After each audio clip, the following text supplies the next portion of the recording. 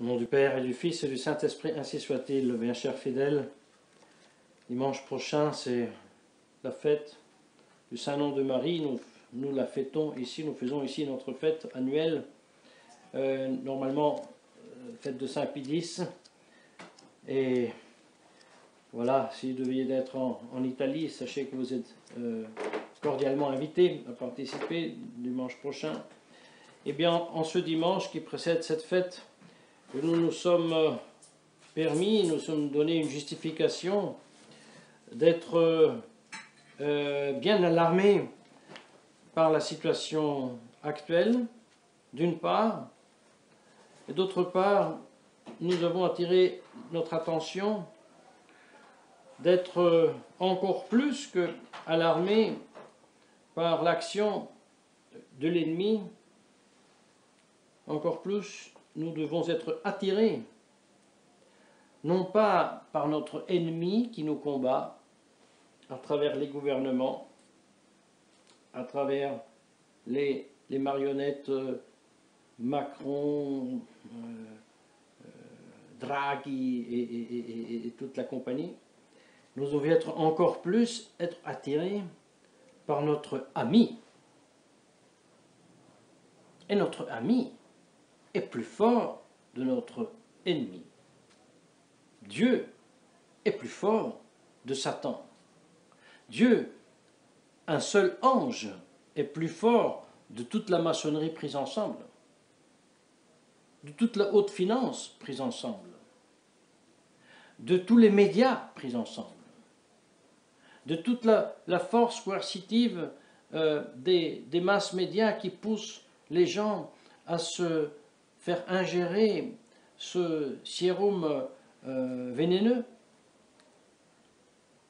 Notre ami, un seul ange qui sert notre ami, Dieu, tout-puissant, 3 fois saint, est infiniment plus puissant que tous nos ennemis mis ensemble.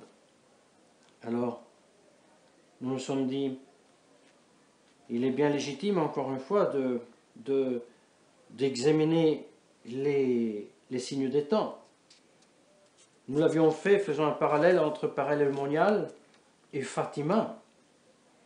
Et nous avons vu comme à Parallèle Monial, Sainte Marguerite Marie Alacoque, le 17 juin 1689, reçoit la demande du ciel de consacrer la France au Sacré-Cœur de Jésus, chose qui n'a pas été faite. Par contre, exactement 100 ans après, le 17 juin 1789, formellement, juridiquement, l'Ancien Régime, la France catholique, la France du baptême de Clovis, a cessé constitutionnellement d'exister avec l'Assemblée nationale du tiers-État, n'est-ce pas? Eh bien, nous nous sommes dit, la Très Sainte Vierge a demandé en 1929, et il avait déjà annoncé le 13 juillet 1917, elle avait demandé la consacration de la Russie au cœur immaculé de Marie. Ça n'a pas été fait. Nous savons que les consacrations, les prières qui ont été faites en 42 et en 52 étaient acceptées par le ciel, mais ce n'était pas la consacration de la Russie au cœur immaculé de Marie. Et c'est la raison pour laquelle le 31 août 1931, n'est-ce pas, la Très Sainte Vierge Marie s'adresse avec ces paroles à Sœur Lucie: « Fais savoir à mes ministres, étant donné qu'ils suivent l'exemple du roi de France en tardant d'exécuter ma demande, et bien que une grande chagure les suivra. » Terrible menace. On parle certainement de la Deuxième Guerre mondiale. Mais cette menace est toujours tempérée par la phrase qui suit immédiatement: « Il ne sera jamais trop tard pour recourir au cœur de Jésus et de Marie. » Même chose, « Enfin mon cœur immaculé triomphera, le très saint Père consacrera la Russie qui se convertira et au monde sera concédé un temps plus ou moins long de paix. C'est très consolant tout cela. C'est très consolant, mais en même temps c'est très menaçant. Et les menaces qui ne sont pas simplement comme ça des coups dans l'air, parce que cette terrible Deuxième Guerre mondiale était arrivée. Et s'il n'y aura pas de pape qui consacre la Russie, on doit s'attendre à une Troisième Guerre mondiale s'il est déjà en acte. Nous sommes bien autorisés de penser que ce que nous sommes en train de vivre constitue bien probablement le plus grand génocide de tous les temps. Bien sûr, ce n'est pas déjà fait, ça peut prendre encore de 2 à 8 ans, mais ce que nous savons tous, ce qui est en train de se passer, ce sérum qui est injecté a cette directe conséquence. Je ne suis pas là maintenant à développer la thématique que vous connaissez mieux que moi, mais en tout cas, nous sommes bien autorisés à être préoccupés aussi pour nous-mêmes, pour qui doit et peut perdre un poste, un travail, parce que contraint, même si sans aucun fondement juridique, mais contraint par les faits, etc., par l'impression de choisir entre le vaccin ou le travail. Beaucoup de choses nous justifient d'être bien préoccupés. Mais voyez, nous ajoutons, s'il est important de connaître l'ennemi qu'on combat, oui, il faut le connaître. C'est pour ça qu'il faut étudier l'histoire. Il faut étudier qui est et qu'est-ce que c'est la maçonnerie. Il faut se faire une raison. La pauvre fraternité Saint-Pédis, elle devra à la fin se la faire elle-même aussi. Qu'il y a bel et bien une conjure mondiale contre Jésus-Christ, contre son Église et contre la société chrétienne et aussi naturelle en tant que telle. Et cette conjure est satanique. Sans autre. Mais voyez, comme nous disions, un seul ange de notre ami, qui est Dieu. Notre ennemi est un ange déchu, et c'est Satan et ses suppôts. Un seul ange, nous le répétons, de notre ami, qui est le Dieu 3 fois saint, est plus puissant de tous ses ennemis pris ensemble. Voilà pourquoi nous prions Saint Michel Archange.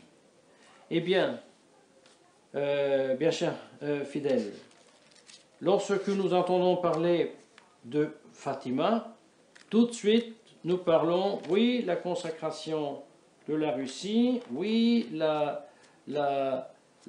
menace que si cette consécration n'aura pas lieu, il y aura la Deuxième Guerre mondiale, ainsi de suite. Mais nous oublions que cette annonce et cette demande de consacrer la Russie, eh bien, on en parle seulement à la 6e apparition. On en parle seulement à la 6e apparition. Et même à la 6e apparition, le 13 juillet 17, c'est annoncé, je viendrai demander la consacration de la Russie, et cela advient le 13 juin 1929. Eh bien, il est déplorable que même des traditionalistes, même des catholiques, se désintéressent totalement de ce qui se passe avant cette 6e apparition. Ils sont seulement intéressés par la grande nouvelle, par le grand annonce, la Russie, la guerre, la consacration, la paix, mais qu'il y a une première apparition durant laquelle un ange, en forme d'un jeune homme, plus beau qu'un cristal envahi par la lumière du soleil, n'est-ce pas, apparaît aux enfants et leur enseigne la grande prière de Fatima, mon Dieu, je crois, j'adore, j'espère, je vous aime, je demande pardon pour ceux qui ne croient pas, n'adorent pas, n'espèrent pas, ne vous aiment pas. La deuxième apparition durant laquelle est demandé aux enfants et proposé s'ils veulent bien se sacrifier, s'ils veulent bien faire des sacrifices en expiation des péchés et pour demander la conversion des pécheurs. La troisième apparition, lorsqu'ils sont communiés par un ange. La quatrième apparition où on redemande de faire pénitence, de prier et de faire de sacrifices. Pourquoi cela intéresse si peu?